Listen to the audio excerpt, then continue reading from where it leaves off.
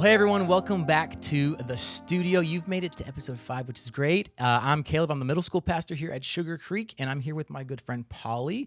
We're going to be with you for 2 episodes, so don't give us too much information, but give us the quick, 15-second intro of who you are.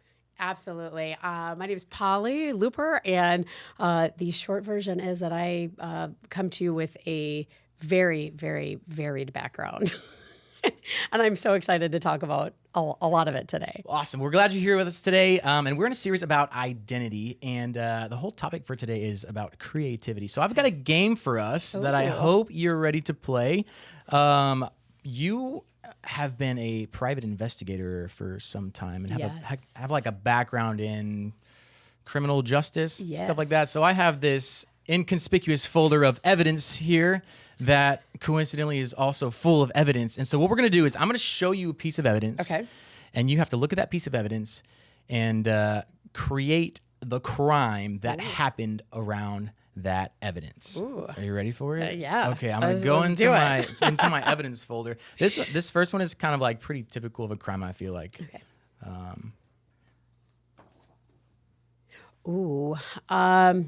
We've got a broken phone, keys, a bullet, or a casing. The real crime here is probably the $8 Starbucks. That's honestly the real crime there. And it's spilled. Half of it's spilled on the ground. That's devastating to me. And the phone and all that. But yes, probably a shooting of some sort that took place would be my guess. All right. Shot him in cold blood with the Starbucks as the the real as victim. the byproduct. That's so sad. These were all created by ChatGPT, by the way. Perfect. So they get interesting. Our next one. This is my favorite one so far. If you're really observant to the details, you'll notice something specific about this picture. Well, I'm guessing it's a laundry cart because there's no other cart parts to it. We've got Oreos and a Gatorade. Maybe a theft of some sort. I'm not sure what they were trying to measure with the measuring tape. I was an evidence technician too, so that's wrong. But maybe the stolen laundry cart was replaced. I'm not really sure what. I wasn't sure if it was a.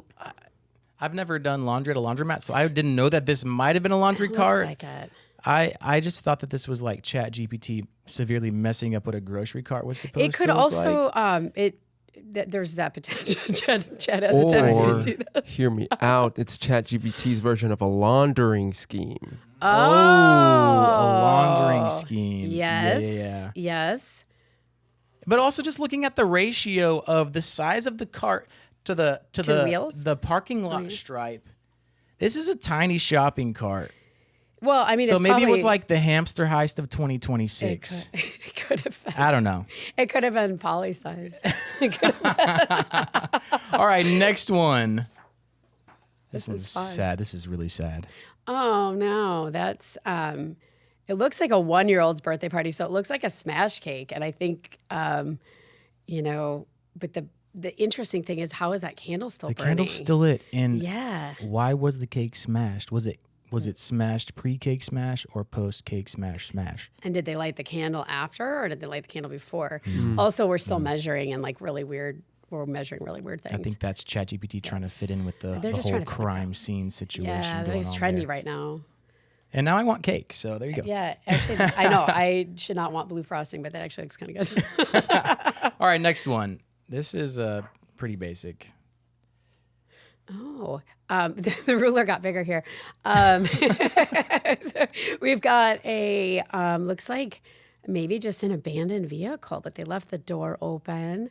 There's no window tinting, no plates visible. It looks like a sad parking lot. They didn't park it properly. That also was very annoying. What could the crime be there? They could have just maybe a hit and run and they left the vehicle because they didn't want to get caught. Or they just dumped the car. They used it for something else and they left it. Interesting. But I'm glad the ruler's bigger. The ruler, and also the number. The number is about as big as the tire. It's really big, yeah. Ours look like little Whataburger numbers, but they were not Whataburger numbers, just for the record. All right, next one. You've got a son. I do. Has this ever happened to you? Oh, thank God, no. I'm waiting for it. I feel like it probably will. And the worst part is, like, I feel like it's going to happen to, like, our neighbor's house, not ours. Oh, no. Yeah, that's going to be the problem. Yeah, so this is just, this is a weird one because technically, like, you broke somebody's window. I did it once with a golf ball on accident, and I felt terrible about it. But the bad part is, like, that happened, but the good part is at least the kids were doing something outside and they were touching grass. If you are a student, go touch grass right now. Please do it. I would do it. rather this happen than you, like, throw your video game controller through the wall. Yes, because that's a problem. So that tells me they're actually, like, doing Yeah, something physical. So that's good. But yeah, Great. Poor window, though. I know. Well, and it's a hassle. Is that a crime? I guess if it's somebody else's window, that is a crime technically. But if it's your own window, it's not a crime. Correct. Right. Like, you didn't give permission for somebody to break it. So technically it could be like criminal mischief or something like that, but intent. Criminal mischief, is that a thing? It is a thing. Criminal. And How do you mischief. define criminal mischief? Well, it basically is something that you're doing something with the intent to cause a problem, like key somebody's car or do some damage or something like that. Interesting. But yeah. All right, next one. We got some muddy footprints through the house. Oh, yeah. I'm actually guilty of that sometimes, but those are big boots. So, and yeah, they stepped on the carpet. Boy, they went everywhere with that. Yeah, probably like a worker that shouldn't have been going through the house. This is a murder scene. I'll just tell you right now. You think it's a murder This is a scene? murder because if I did this in my mother's it would house, become a murder I would be scene. dead. This is a murder scene. I'll tell you Especially that. look at the carpet by the door. Yeah, on the white rug. But why did that's- they put carpet by the door? That's like first crime, first harmful event. Somebody put white carpet by the front door. Yeah. That's kind of a problem. I would be dead. I would be very dead in that situation. All right, here we go. This one's kind of creepy. Another chat GPT. What do you notice about this picture? That bag is gigantic. That And bag. how did it get all the way down the branch? Whoever they committed this undo it? crime slid it all the way down the branch. Or they undid the buckle. But yeah, That's too much work. That's a lot of work. The interesting thing is that's a very large bag. If you look at the bottom of how big that tree is, that should be that's interesting. That's kind of fun. Yeah, that could be a number of things. That could be somebody's just going for a run and they left it there because they didn't want to carry it. It could be something from a crime scene. It could be all kinds of things. It could be full of snacks. They're keeping it away from the bears 4 inches off the ground. I don't think that's going to work. With a giant number and ruler next to it. Yeah. Yeah, because that wouldn't be weird at all. That is a giant backpack. I just noticed that. All right. Let's see what else we got in here. Oh, this is our last one. Okay, This is kind of this was sad. fun. Yeah, I know, I Here we kinda go. like this. Last one. A pair of shoes by the pool. These are my muddy shoes after my mom. Yeah, see, if you would have done that took me first, out. your boots would have been clean, and then that wouldn't happen. Maybe the pool boy didn't clean the pool because there's a towel in the background. So somebody was enjoying the pool, and maybe they weren't supposed to be. I always kind of look for the car if they land there. How that happens, I don't know. Is how that technically, happens. would that be considered criminal mischief?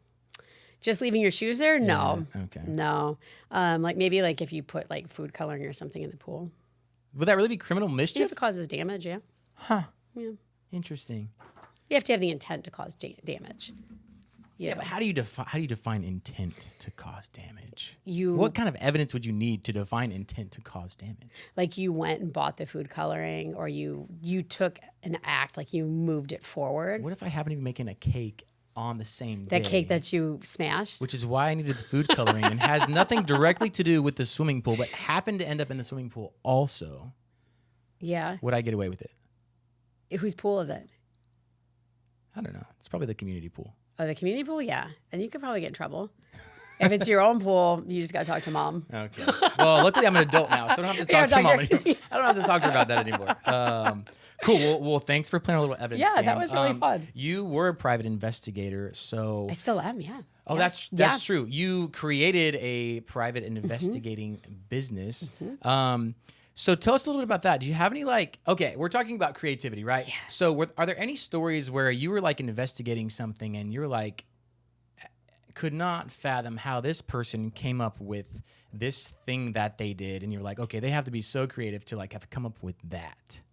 Oh, yeah. I'm never surprised by criminals that way because they always do something that you're like, oh, well, that's new, you know? I mean, there's some things that you're like, I've seen this 1,000 times, you know, whatever. But there are things where you go, well, that actually took some creativity and some thought process. I think I probably sometimes have more of a, oh, you didn't think that through. I probably have more of that kind of a feeling like you weren't that creative. you weren't that creative. Yeah.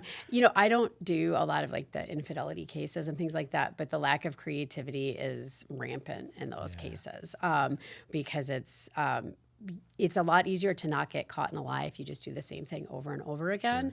But if you do the same thing over and over again, you're eventually going to get caught because it's going to catch up to you.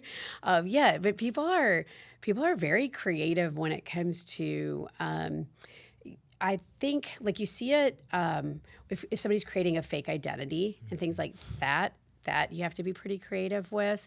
But I think some things start out a little bit more creative, and then because it gets more complicated, people get very confident too in their skill level, and they're like, oh, I got away with it this far, I can keep getting away with it, and then it catches up. Awesome. Well, we've got a lot more to talk about that we're going to get into in episode 6. So if you have watched this episode and you want to know more about Polly and the interesting things that she's encountered throughout her life and career, be sure to tune back into episode 6 where we continue this conversation.